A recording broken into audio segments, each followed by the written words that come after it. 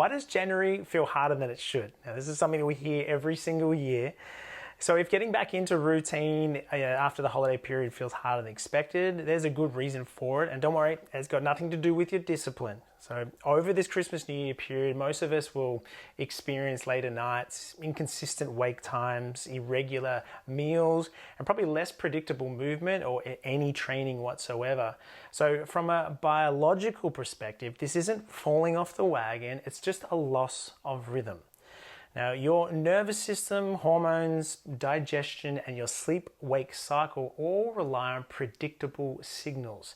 So when these signals disappear, the system becomes less efficient, and therefore motivation will drop as a result.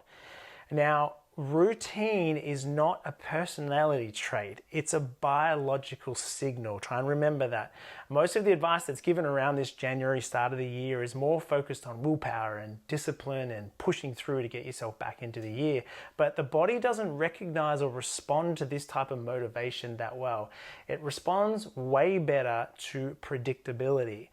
So therefore, routine tells your system when to be alert, when to recover, when to digest, and when to sleep.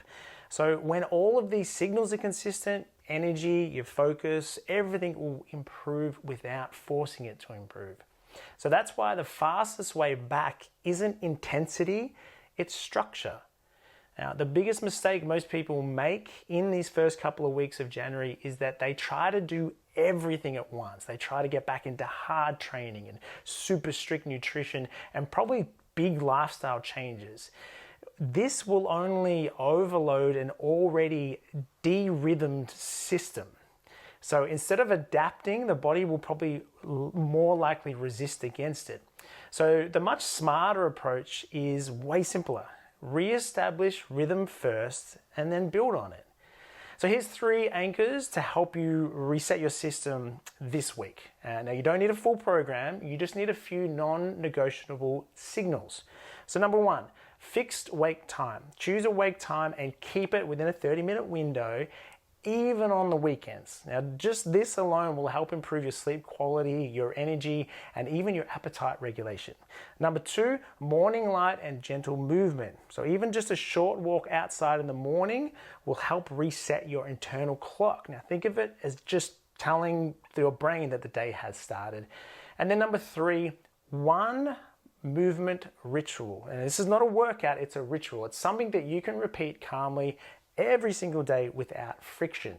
So consistency beats intensity here.